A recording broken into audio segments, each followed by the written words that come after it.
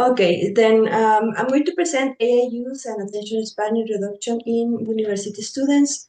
My name is Norma Flores Martínez, and I hold a PhD in education.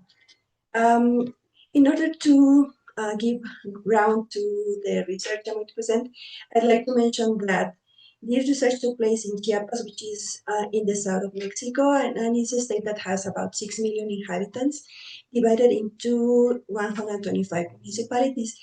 12 indigenous peoples inhabit the state, and each one has a different indigenous language. So Tzil and Tzeltal are the most spoken of those languages. The most important cities are Tuxtla, San Cristóbal de las Casas, Tapachula, and Comitán in the state of Chiapas. San Cristóbal is located in the highlands of Chiapas, and it's site to three of the schools of UNACH University. The law school, the social science schools, and the language school where this research took place. At that moment, we had 1,662 students in the campus, and UNACH at that moment had over 28,000 students taking a BA program. From those, over 1,000 students were native speakers of original languages, while only 1,015 of them identified themselves as belonging to an indigenous group. Now, the BA in ELT or English Language Teaching program is offered in the Language School San Cristóbal with a population of 269 students, and 10% of them are originals of these peoples, and a similar quantity are expats. This information is important because regarding where the type of students that we have, they are familiar or not with the use of technology and the use of AI. Now, the basic concepts that give ground to this research are Piaget's theory of the stages of learning, where attention span is going to be expanding from a few seconds when children are babies to over 45 to 90 minutes when we are adults. From 𝗽𝗿𝗀𝗀𝐻𝐿's ideas of meaningful learning, we are going to understand that students are going to learn more, and the learning is going to be long-lasting when what they do or what they learn in class is more meaningful. Additionally, Thorndike said the idea of the human mind resembling the computer. Of course, our mind is more complex and can take up more information and process it in a much better way. But the point here is that we have selective attention, and this attention is going to focus on what is meaningful for us. Okay, then the neuroscience mentioned that we have mental representations that form neuronal links, and we have different types of attention. Automatic attention and control attention. We have to take advantage of that when we're in class because we want to control the attention of our students so that it doesn't go anywhere else. However, because of the upcoming of social media and the digital age, we have fragmented attention, and sometimes school cognitive overload with their learning. Now, when we talk about language learning, we are talking about nowadays about media-assisted language learning with the use of platforms, apps to support language learning. And here, teachers have to try to simulate real-life situations in order that students feel more connected and engaged, and they have meaningful learning. Also, the timing and the pace of the activities are relevant because with the use of AI, the attention of the students has reduced so much that 3 minutes is more than enough for the students to pay attention, and then they get disconnected.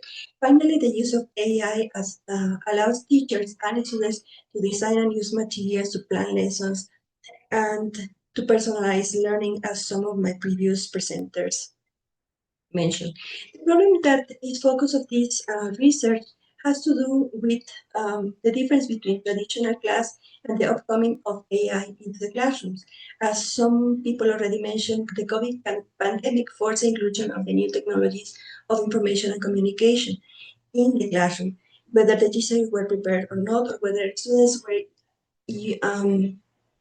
familiar with the use of technology for education, because it's different to use it for communication. Anyways, here we know that there is this necessity of using digital tools and the AI because we want to save the environment. Nobody's writing anymore in notebooks, in traditional notebooks, or at least not many people are doing that. This influences the way in which learning takes place and the behaviors that students present in class.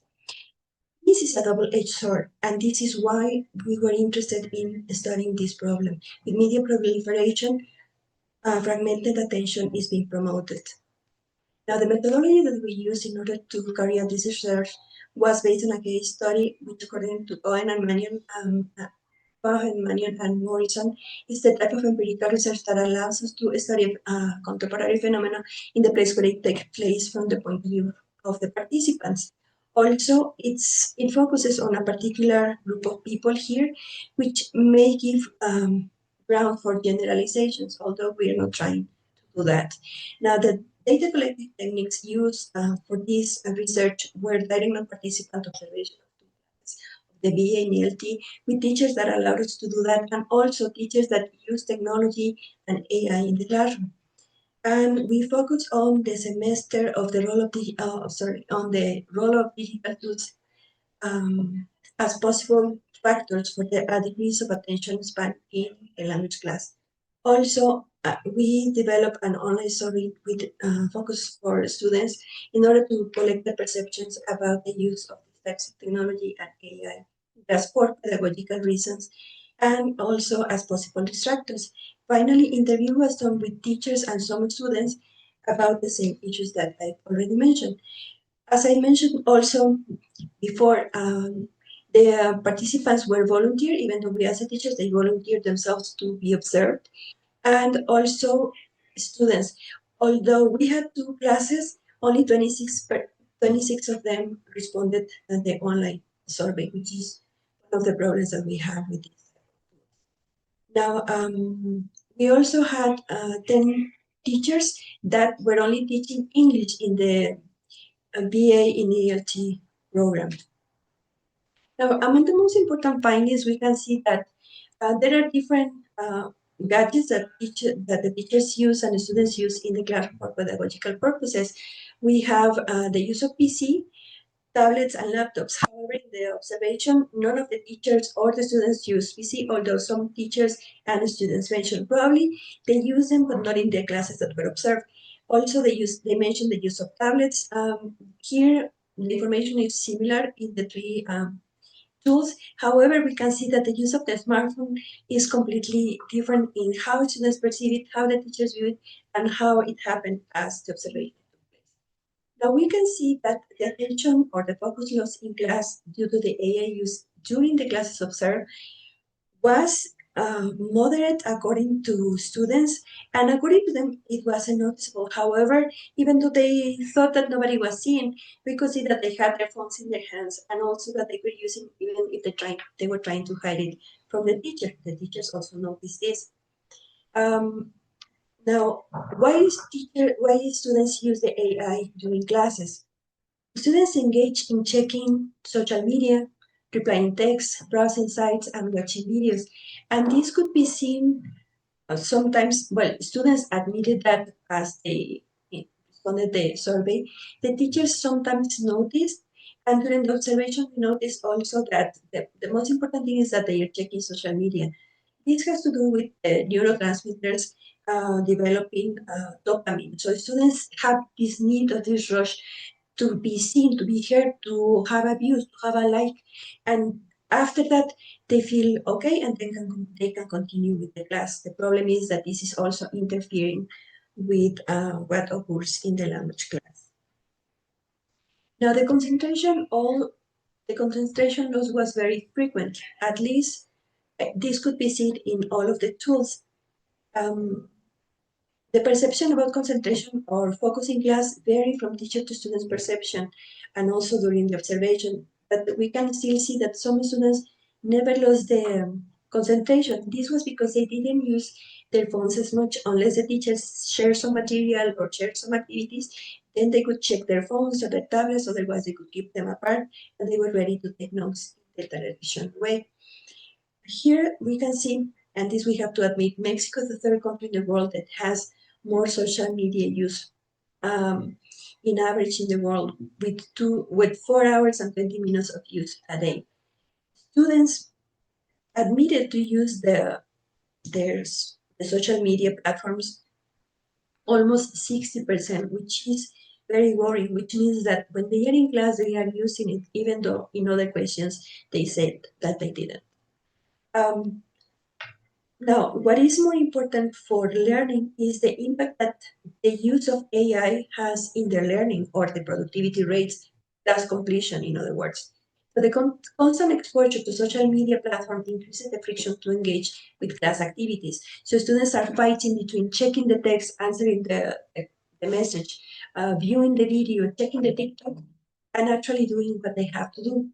So they have this compulsive behavior which affects their learning. Constantly need the rush of performing short-term activities like watching these short videos in TikTok, which are 30 seconds maybe, or shorter, and or checking their WhatsApp and responding to the messages. Now, in conclusions, we can say that there is a huge impact on the artificial intelligence in attention span and language learning, at least in the classes that we observed. The new technologies of information and communication are here to stay, and we as teachers need to learn to deal with them in the best way that we can. We have to learn to incorporate these AI tools wisely every now and then, not every day and not in every class. However, we also noticed that some teachers were replacing the use of the whiteboard with the use of PowerPoint presentations, or sometimes they share something in Canva in students' phones. So that gives students the chance to check their social media or TikTok while the teacher thinks that they are engaged in what is happening in class. So the use of digital tools does not completely hinder learning. Here we have to be very particular about this, because in the results of the exams, they did as well as other students. It doesn't deter language development, because students were seeing and watching and responding using the target language, which is something good for language learning. But it enables the use of AI and fosters attention span reduction. Also, adapting the activities and the time that we devote to each one of these activities may also change the way in which students behave towards technology. By having them shorter, or having them to work in groups or interact with each other during the class with class content, is going to help us promote language learning in a better way.